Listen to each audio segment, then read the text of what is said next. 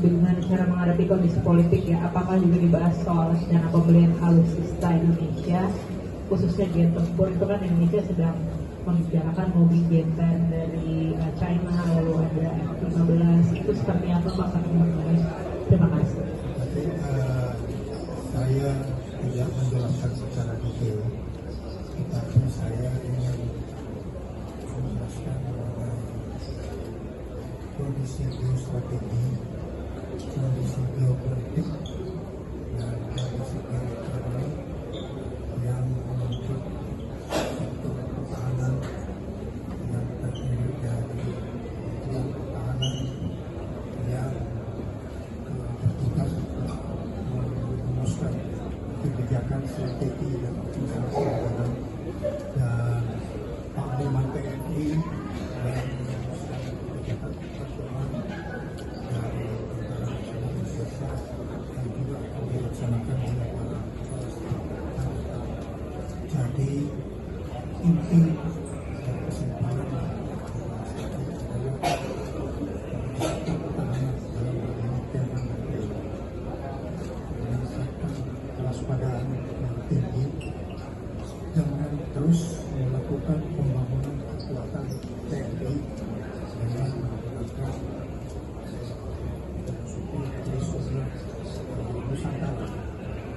Istilah itu adalah darat, laut, dan udara. Kemudian tentunya kebutuhan kita yang dibutuhkan oleh TNI Angkatan Darat dan TNI Angkatan Darat ini berpasok tanpa pembatasan. Kita sebagai negara yang menjaga politik bebas aktif dan itu negara sondok itu tidak mempunyai restriksi apa-apa terhadap pengadaan. Jadi kebutuhan pengguna dan pembina kekuatan ini kita fasilitasi untuk memperkuat kekuatan darat.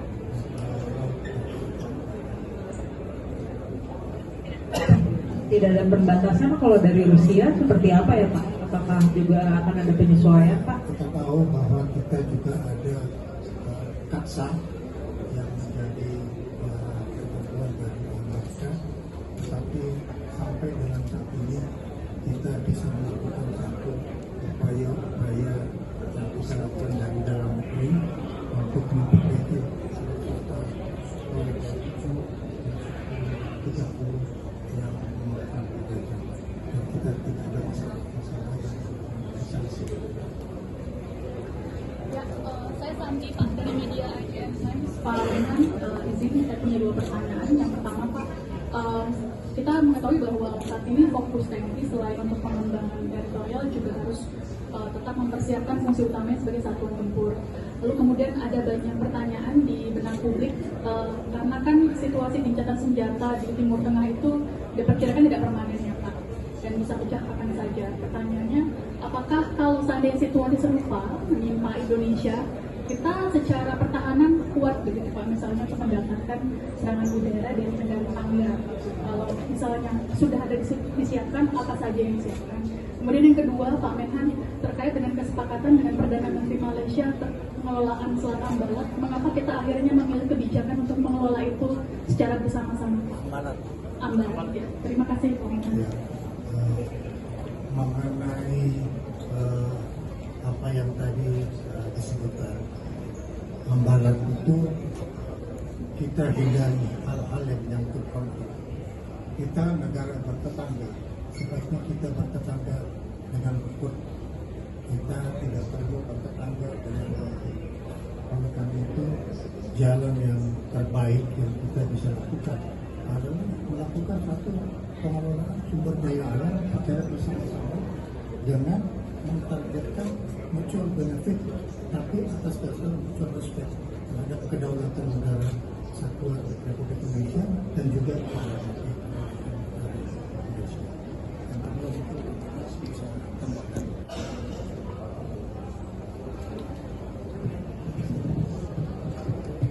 Baik, dalam hal ini menghadapi geopolitik geostrategis yang sedang berkembang, TNI high level official dalam hal ini Panglima TNI dan Kepala Staf Angkatan tetap melaksanakan hubungan secara diplomatik militer dengan Panglima tentara di beberapa negara, dengan apakah kita yang berkunjung ke sana atau Panglima atau Kasar Angkatan dari negara lain berkunjung ke Indonesia.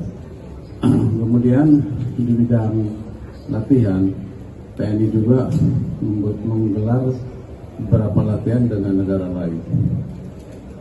Kemudian juga pertukaran pelajar. Kita ada 26 negara, jadi kita mengirim sekolah dari level kapten sampai lemhanas ke beberapa negara yang ada di Indonesia, demikian juga dari negara-negara ASEAN ataupun Asia Pasifik itu mengirim ke Indonesia untuk mengikuti pendidikan yang sama. Terima kasih. Pak Menhan, satu lagi Pak. Pak Menhan, saya Alfa dari Kompas TV. Pak mau menanyakan terkait dengan kondisi geopolitik saat ini, khususnya terkait dengan konflik yang dilakukan oleh Israel di beberapa negara. Posisi Indonesia itu sebenarnya seperti apa Pak untuk hubungannya dengan negara-negara yang kemudian mendukung posisi Israel? Apakah ini yang kemudian membuat Bapak Presiden mempertimbangkan untuk datang ke Prancis misalkan, karena kemarin kan dipastikan beliau akan memenuhi undangan, tapi belum tentu sampai saat ini. Itu seperti apa sih Pak hubungan Indonesia dengan negara-negara ini?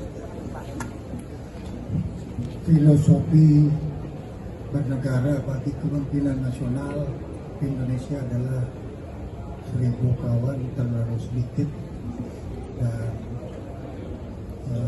terbalik 1 kawan terlalu sedikit dan 1000 musuh terlalu banyak. Jadi Indonesia mempunyai satu filosofi untuk bebas aktif. Kita tidak terlibat pada konflik yang ada di negara itu. Tetapi concern yang ada di Indonesia adalah penderitaan kemanusiaan. Jadi Indonesia sangat concern terhadap konflik-konflik yang menimbulkan akibat terhadap penderitaan kemanusiaan. Kita tahu bahwa perang yang sudah terjadi seperti Oktober sudah menentukan 60.000 korban. Nah, ini yang menjadi concern Presiden Prabowo untuk melakukan diplomasi. Berhentilah untuk berkonflik. Marilah duduk sama-sama agar kita bisa mendapatkan satu solusi yang bermanfaat bagi kemanusiaan. Kita jangan jadikan perlombaan senjata itu sebagai ajang korbannya jumlah manusia yang tidak berdosa. Saya kira itu ya. Terima kasih. Cukup ya.